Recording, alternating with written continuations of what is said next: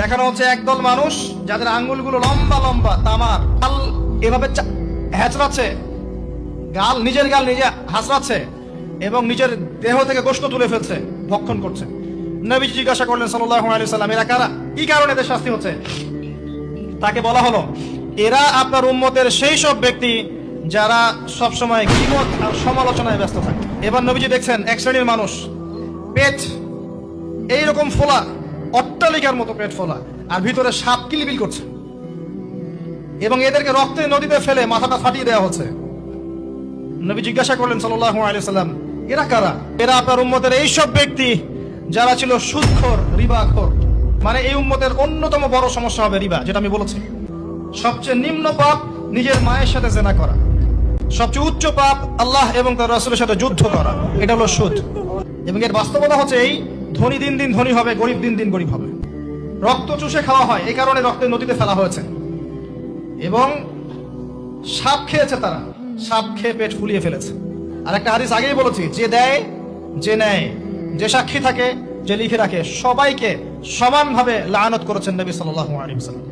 নবীর লানত নিয়ে হাউজে কাউসারের পানি কোশ্চিন কালো পাবেন না, কবরের উত্তর দিতে পারবেন না। এমনকি এই নবী সাল্লাল্লাহু আলাইহি ওয়াসাল্লামের সুপারিশ আপনার কপালে নাও জুটতে পারে, সতর্ক হয়ে যান। তিনি আসছেন, দেখলেন এক শ্রেণীর মানুষ আগুন, বড় বড় আগুনের দলা, এগুলো মুখে ঢুকাচ্ছে, পিছনের রাস্তা দিয়ে বের হয়ে যাচ্ছে। নাউযুবিল্লাহ পড়ি আমরা। জিজ্ঞেস করা হচ্ছে, কারা এরা? মর্মান্তিক শাস্তি হচ্ছে। নবী সাল্লাল্লাহু আলাইহি ওয়াসাল্লামকে বলা হলো, এরা আপনার উম্মতের সেই সব ব্যক্তি, আপনার উম্মতের সেই সব ব্যক্তি যারা এতিমদের মাল আত্মসাৎ করে খেত। এতিমের মাল আত্মসাৎ করলে যদি এই শাস্তি হয়, জনগণের মাল আত্মসাৎ করলে কি হতে পারে চিন্তা করে দেখেন। এটা মানুষের হক, আল্লাহর কাছে ক্ষমা পাওয়া যাবে না, মানুষকে দিতে হবে। আরো এগিয়ে আসলেন, তিনি দেখলেন এক শ্রেণীর মানুষ জিহ্বাগুলোকে টানা হচ্ছে, আগুনের কেচি দিয়ে কেটে দেওয়া হচ্ছে। আবার জিহ্বা জোড়া লাগছে, আবার কেটে দেওয়া হচ্ছে, চলতে আছে অনবরত, কন্টিনিউয়াসলি। আল্লাহর কাছে কায়মনো বাক্যে দোয়া করি, এই সময় দোয়া কবুল হয়। আল্লাহ পাক যেন দোয়া আমাদের কবুল করেন, আল্লাহ পাক যেন আমাকে এবং আপনাদেরকে এদের অন্তর্ভুক্ত না করেন। জিজ্ঞেস করা হলো, এরা কারা? নবী সাল্লাল্লাহু আলাইহি ওয়াসাল্লামকে বলা হচ্ছে, এরা আপনার উম্মতের সেই সব ব্যক্তি যারা ছিল বক্তা, ওয়াইজ, যারা অনেক বক্তব্য করত, নিজে আমল করত না।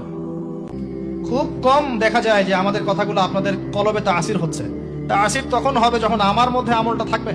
জানা অনুযায়ী আমল না থাকলে এই অবস্থা হবে। আল্লাহ পাক আমাদেরকে হেফাজত করুন, আল্লাহ পাক আমাকে এবং আপনাদের সবাইকে হেফাজত করুন, আমিন।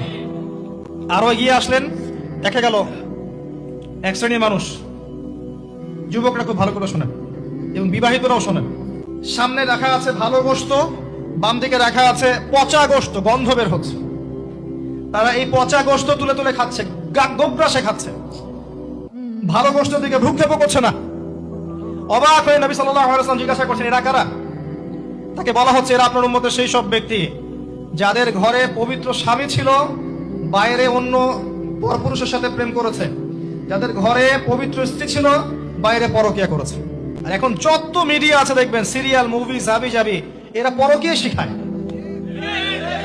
জেনা এবং পরকিয়া শিখায়। খেয়াল করে দেখবেন, একটা ছেলে মেয়ের অবাধ মেলামেশা, হারাম মেলামেশাকে এমন ভাবে উপস্থাপন করা হয়, মনে হয় এটা একটা পবিত্র ইবাদত মনে হয়, এবং বোঝানো হয় যে প্রেম তো পবিত্র। পবিত্র প্রেমে কি সমস্যা? আরে প্রেম পবিত্র তখন যখন আমি আমার স্ত্রীর সাথে প্রেম করব। গোশত খাচ্ছে, পচা গোশত।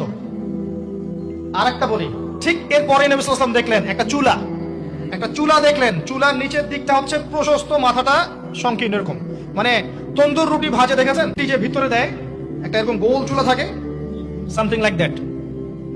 নিচে দাউ দাউ করে আগুন জ্বলছে, আর এখানে কিছু মানুষকে জ্বালানো হচ্ছে। যখন নিচ থেকে আগুন এরকম করে আসছে, তখন এরা আগুনের তাপে উতলে উঠছে, আগুন নিচে নেমে যাচ্ছে, এরা আবার আস্তে আস্তে নিচে নেমে যাচ্ছে। এভাবেই হাদিসে ব্যাখ্যা করা আছে। নবী সাল্লাল্লাহু আলাইহি ওয়াসাল্লাম জিজ্ঞাসা করলেন, এরা কারা? বলা হলো, এরা আপনার উম্মতের সেই সব ব্যক্তি যারা জেনায় লিপ্ত ছিল। তিনি আরো এগিয়ে গেলেন, জেনা সম্পর্কে কয়েকটা হাদিস এসেছে। তিনি এগিয়ে গেলেন, দেখলেন একটা জায়গা যেখান থেকে দুর্গন্ধ বের হচ্ছে, পাবলিক টয়লেটের চেয়ে প্রকট দুর্গন্ধ, মনে হচ্ছে পাবলিক টয়লেট। নবী জিজ্ঞাসা করলেন সাল্লাল্লাহু আলাইহি ওয়াসাল্লাম, কোন জায়গা থেকে এরকম দুর্গন্ধ আসছে? তিনি বলেন, এটা হচ্ছে জেনাকার, এবং জেনাকারীদেরকে আযাব দেওয়া হচ্ছে, ওদের রক্ত মাংসের পুজের গন্ধ এগুলো। তিনি মানুষকে একটা শরবত খাওয়ানো হচ্ছে, শরবত জাহান্নামীদের রক্ত মাংস পুজের নির্মিত, তার নাম হচ্ছে তিনাতে খাবাল। কাদেরকে খাওয়ানো হচ্ছে? যারা এই উম্মতের মাদক সেবন করতে এদেরকে খাওয়ানো হচ্ছে।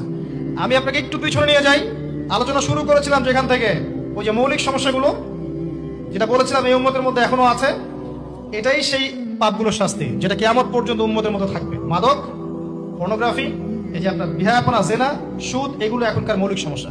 এগুলোই হবে এই উম্মার বড় বড় সমস্যা, যার কারণে উম্মতের বেশিরভাগ মানুষকে ওখানে আযাব দেওয়া হচ্ছে। আল্লাহ পাক আমাদেরকে হেফাজত করুন। এরপর এভাবে তিনি আরো কিছু শাস্তি দেখেছেন, দেখে আসার পথে জাহান্নামের যে বর্ণনা দিয়েছেন, যে বেশিরভাগ মানুষ সেখানে হচ্ছে জাহান্নামে নারী জাতি। কি কারণে তারা বেশিরভাগ জাহান্নামে যাবে?